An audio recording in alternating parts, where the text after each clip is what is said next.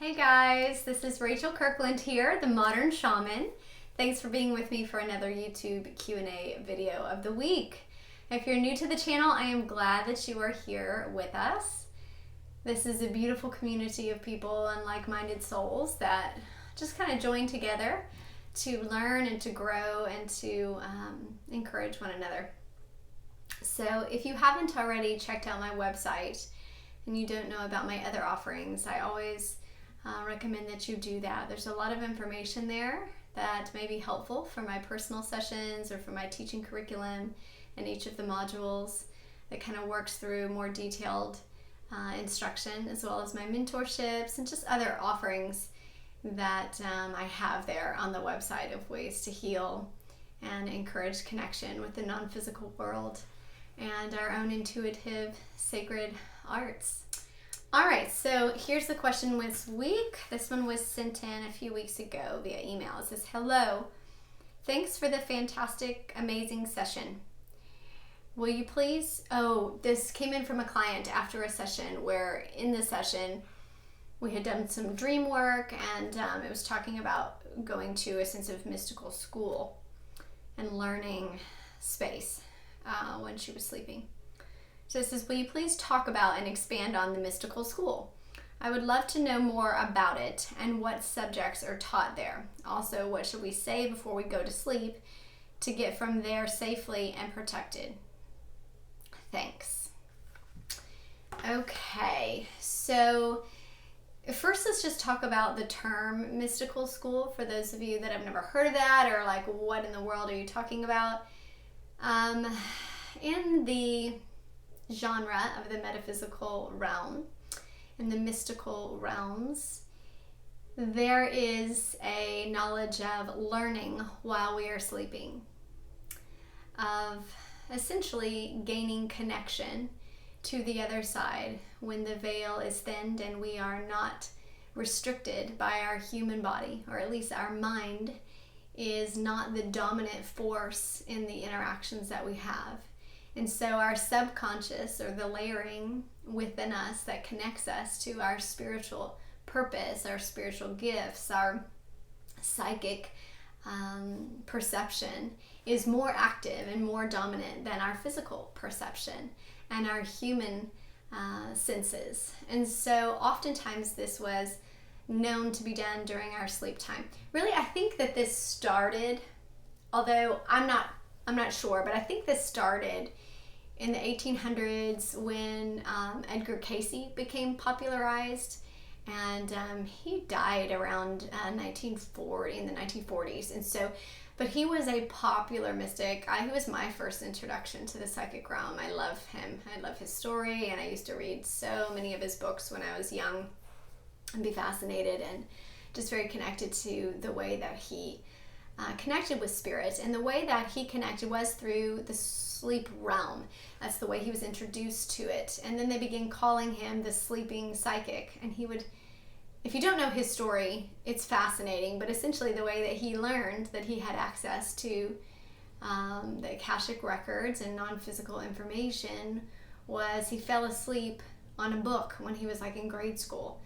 And when he woke up, he knew all the information inside that book. And so then he used to do that to study as a child.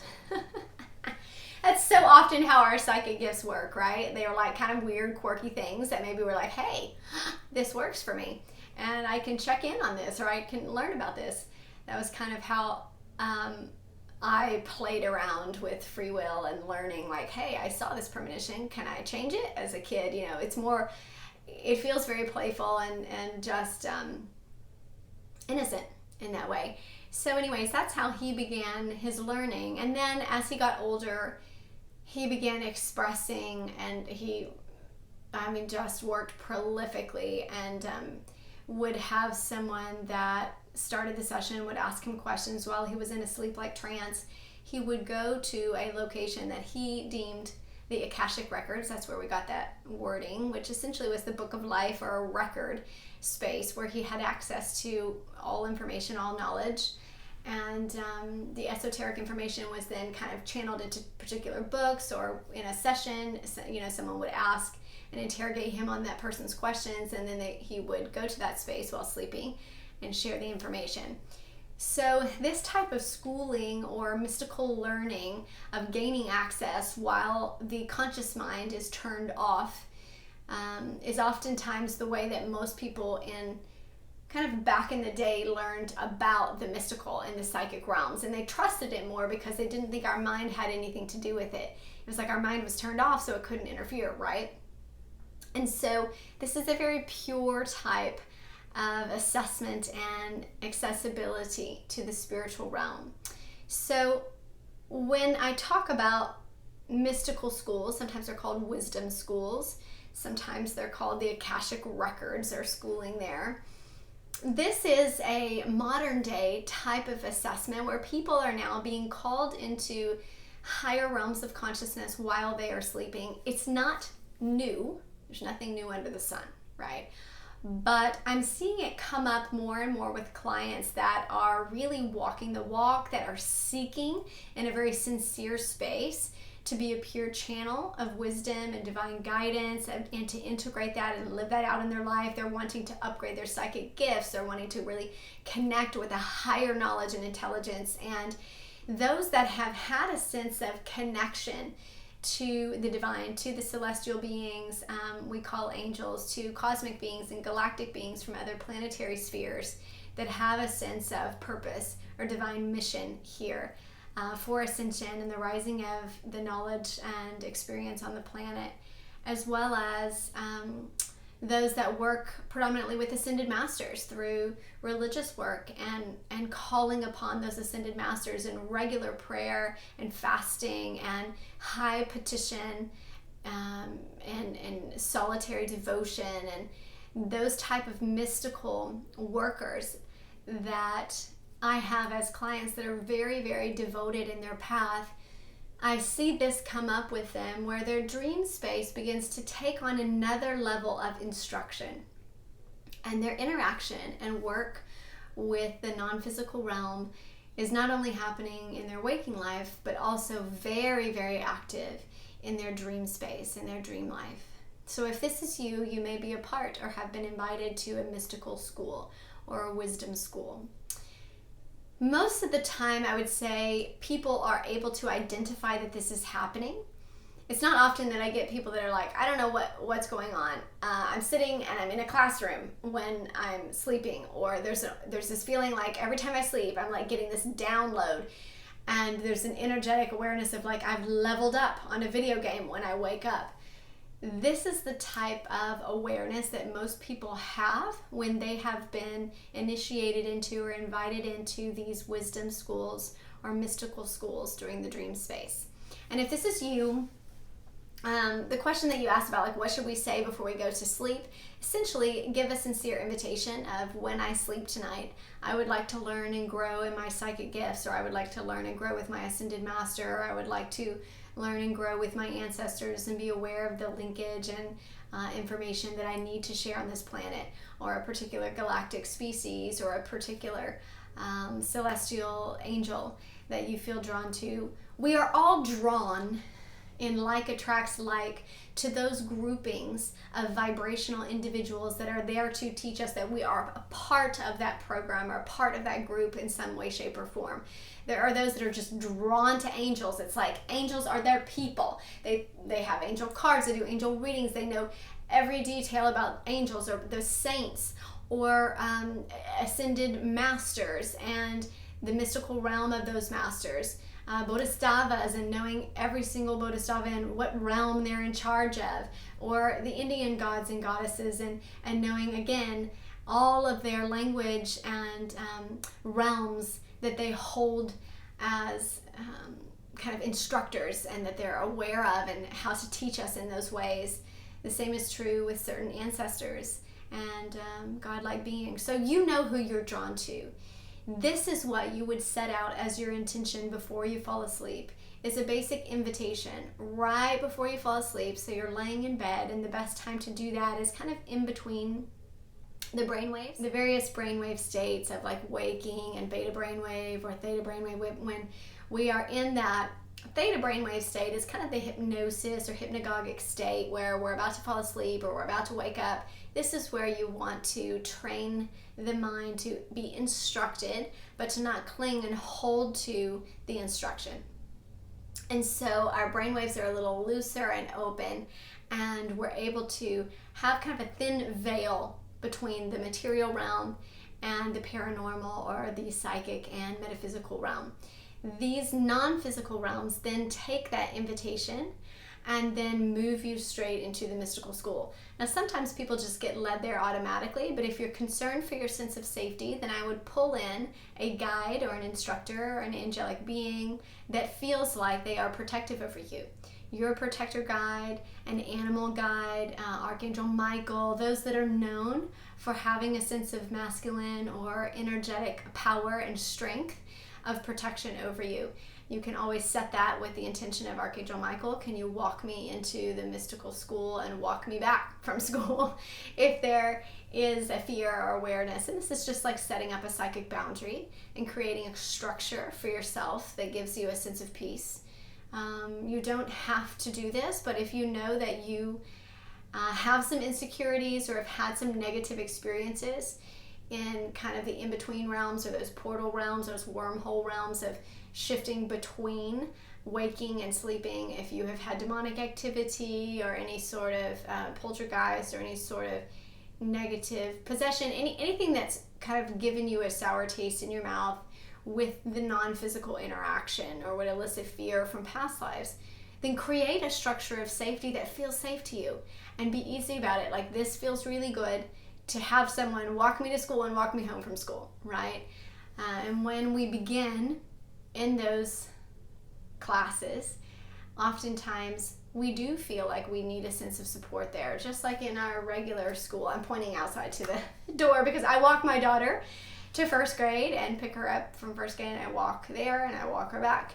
And even though it's just a few blocks from our household, and someday she'll walk herself, right now there's that sense of protection and assuring that she gets there safely. If that's something you desire, set up a structure that creates that sense of safety for you with an individual entity that is representative and embodying a sense of protection and power.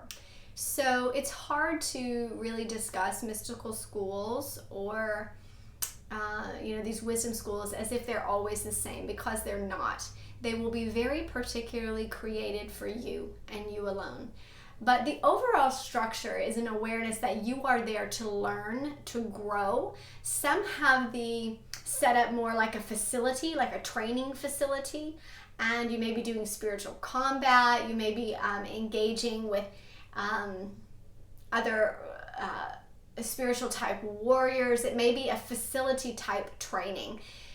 These experiences, when I'm working with clients that have a high range of like being a spiritual warrior or bringing balance between the light and the dark. If this is you, you know it, all right? You don't have to be instructed to like, do you feel like this is you?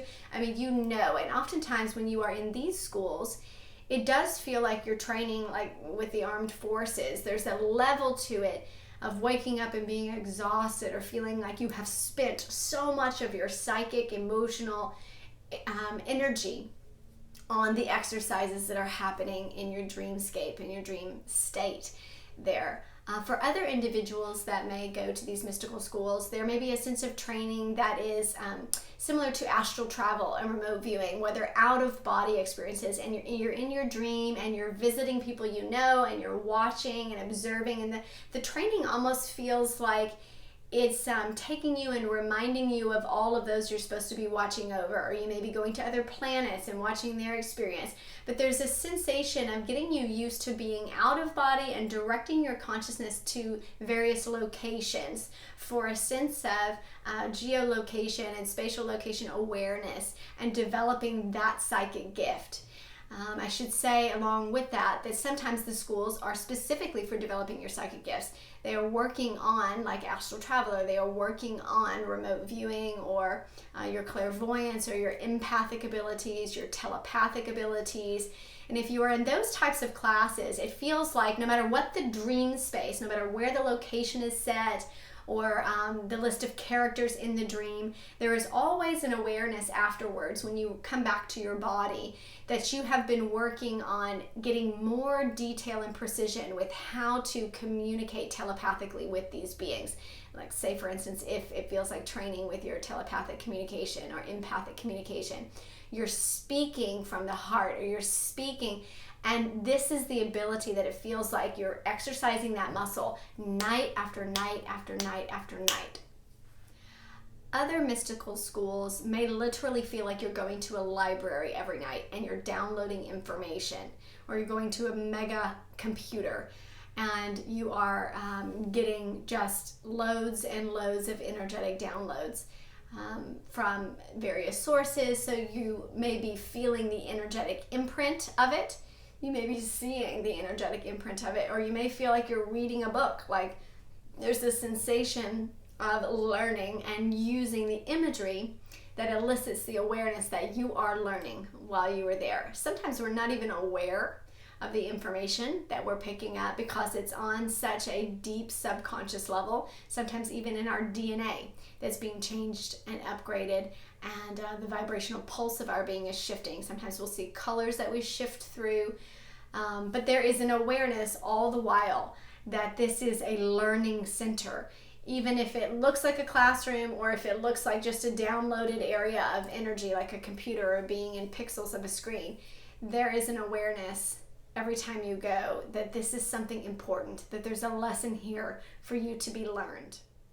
Another type of mystical school that I see is one that an ascended master or a guide may take you to, and then it's almost like you're walking into a scene of a movie. So you're deliberately going there, and there's a feeling of like, all right, this is me and my consciousness, and then I become a character in the game, or I become a part of the movie, and I play out the scene, and there's a lesson to be learned. So typically they're like little moral vignettes and lessons, and each time I go through the experience, there's a takeaway. I know what the takeaway is, or I figure out the takeaway once I've woken up, and I'm growing through having experiences that I don't have to have in this life, but I garner the wisdom from them during the mystical school in the dream world. Like I said, the subjects vary completely from person to person because they're created uniquely for you.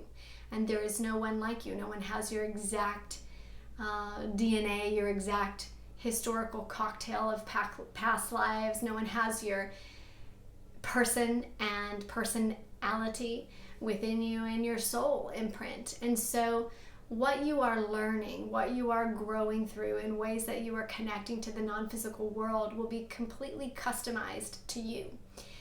But you alone will feel that there is wisdom to be gained, lessons that you've learned from your time in the dream world. That is the awareness that you have truly been in a mystical or a wisdom school while you sleep. I hope that video was helpful to you guys. We will be back here next week with another question. Blessings.